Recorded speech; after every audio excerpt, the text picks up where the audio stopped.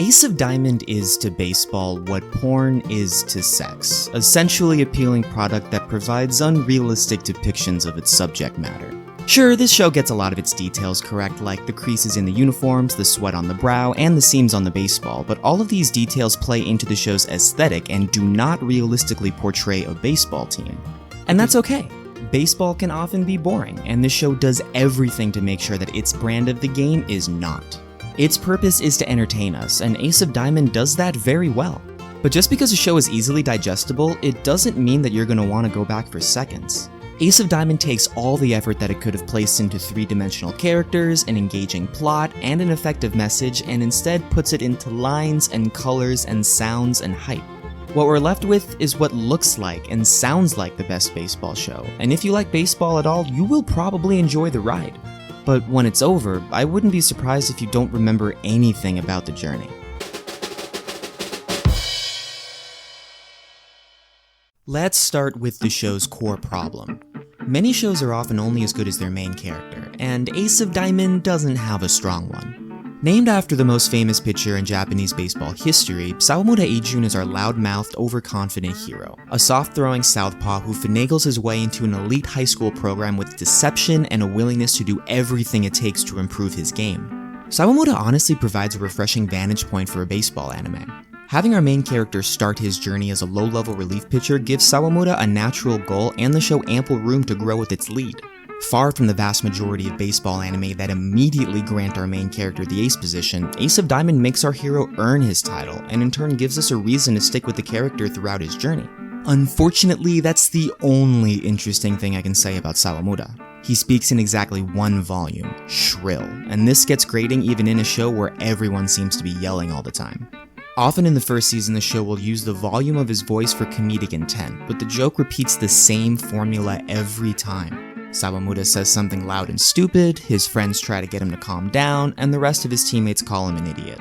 All of the characters that would give Salim Oda a semblance of personality, like his family and friends and potential girlfriend, we see only briefly, characterizing our hero as a naive loner with a couple of partners who stick by him not because they enjoy his company, but because there's no one better to hang out with. He's bad at school, doesn't reveal many interests beyond baseball, and would be pretty unlikable if we spent the majority of our time with him. Thankfully, the show recognizes how uninteresting its main character is and hedges its bets by giving him as little screen time as possible. Salim Oda is the main character in name only, as a handful of characters get as much rounding out as our hero. For many fans, the real lead is the catcher Miyuki, who himself is pretty uninteresting until a new responsibility thrust upon him forces him to grow in the second season.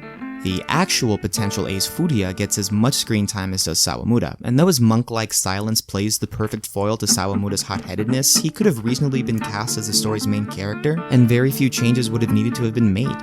Heck, even Kawakami's forgettable appearances show just as much character development as Salim Oda's. And those are just the core players. As my friend told me as I was watching this show, Ace of Diamond is, quote, a series that exists for the characters to become audience playthings, and boy, is there plenty to play with. Much like its sporting contemporaries like Kuroko no Basuke, Free, Haikyuu, and Yuri on Ice, each of the characters in Ace of Diamond play into archetypes, act cute, and simply exist to be someone's favorite. Mine is the pink-haired xenomorph second baseman Kominato Haruichi, though naturally a lot of people will defer to Miyuki, Furia, the playful shortstop Kuramochi, the zen-like first baseman Yuki, and even the Silver Fox head coach Kataoka. But even though the hero is supposed to be our favorite, I'm surprised whenever anyone designates Salim Oda as such. The show's plot happens to be just as vanilla as its main character, but this actually works in its favor. A lot of baseball shows raise the stakes by tying external conflict with the outcome of its games, like Goro's revenge plot in Season 3 of Major, or playing for the fate of the farm team in an early arc of Cross Game. But Ace of Diamond doesn't add any bells and whistles to its plot, because the drama of the summer tournament creates all the tension it needs. Like a lot of sports shows, Ace of Diamond spans one big tournament arc, and once you watch it, you'll wonder why every shonen doesn't just follow this model. Baseball is especially fit for this format. Japanese high school baseball doesn't operate like American high school baseball, where every team plays a set number of games per season and the best move on to a postseason tournament. The Japanese summer season begins with a single elimination tournament. One loss and you're out, which is naturally the fate of half of all schools across the nation after just the first round. Literally thousands of schools play only one official game in their summer season. So you can see why these kids take it seriously, especially the ones at the prestigious programs. When you practice a sport like a full-time job, knowing that one poorly played game will end everyone's dreams, a lot of pressure builds. Ace of Diamond does a good job in showing not only how much effort goes into preparation, but also how much urgency goes into every play. A lot of these plays are animated like fight sequences from your favorite action shows because that's exactly how it feels for these characters. Every pitch is a life or death moment, and that might not be obvious to non-sports fans, but anyone who's ever felt the utter heartbreak of their favorite team losing in a high-stakes match can sympathize with these characters. Yes, it can get a tad melodramatic. High school players often cry when they get knocked out, but not the buckets of tears that we see when these animated teams fall during the summer preliminary. But the point is, while these tears may be exaggerated, they are certainly believable in the context of the story. Every baseball game is its own 5-act play, and Ace of Diamond harnesses the in-game drama better than just about every other sports show out there. The simplicity of keeping the show's conflict between the foul poles creates natural antagonists as well. During the training arcs, the starter-sub dynamic creates conflicts that your favorite characters have to overcome, like Haruichi standing out as a worthwhile second baseman despite his more talented older brother standing in the way, or Kuramochi fending off more experienced players to earn the starting shortstop position as a second year. The starting rotation carves itself as the central point of interest, however, with first-year Furuya trying to unseat third-year Tanba from his ace position, and Sawamura just trying to break in for regular relief innings. Even the catcher position faces a little bit of instability, with Miyuki keeping his position in check but still threatened by the rehabbing American third-year Chris Senpai. And yes, that feels just as weird to say as it seems. The antagonists the show suggests early on eventually become protagonists when they blend in with the rest of the team we're supposed to support. But this isn't a problem since Seido will be competing against opponents who will naturally take the place of our earlier antagonists. Since Ace of Diamond is a long-running serial that needs to fill gobs of programming time, we learn the backstories not just of the team Seido plays, but at least one of the players on each team. We learn about the Taiwanese immigrant Shun from Akikawa Academy, whose migrant status labels him as an outsider, but whose dedication to pitching earns him respect from all the batters he faces. We learn about the upstart Yakushi High, with its passionate pitcher Sanada and the wildly stupid but lovable slugger Daiichi. And it becomes hard not to root for these underdogs as they surprise everyone with their advancement in the preliminary tournament. Even the favorites Inashiro Industrial with their cliched blonde ace pitcher have some cuddly characters. Their catcher Harada is basically a teddy bear. Their captain is a bench player. Their center fielder is a dark-skinned Latino named Carlos. How can I not like them? And beyond filling up time, giving us the backstories for all of these characters also plays into the nuance of competition. By the end of the game, half the players will celebrate and half will mourn, and it's pretty clear that the show wants us to feel the same way. The problem is, Ace of Diamond gives us too many of these backstories, to the point where I'm not just feeling sad that these non-Seido teams lose, but that I kinda wish they beat Seido in the first place. It could just be this American complex of always supporting the underdog, but how cool would it be to see a Taiwanese pitcher stand atop the Japanese baseball mountain? What about the no-name public school toppling all the prim and proper baseball academies? What about Carlos? Had the show given me fewer of these backstories, I would have felt a greater attachment to Seido. But the way the show constructs its stories gives me no choice but to root for the characters that I feel the strongest attachment to, and this show unfortunately attaches me to the characters that see significantly less screen time than our heroes. Basically, this show does a really good job in making me care about the wrong people. This is a fundamental problem, because I would much better enjoy a show that makes me care for the players that spend the most time on screen. For a poorly produced show, this would be a death knell, but it's less of a problem for Ace of Diamond because of its absurdly gorgeous animation. But we'll get back to that, I promise. For now, I'd like to stick with the characters and talk about the indifference this show demonstrates to a few in particular.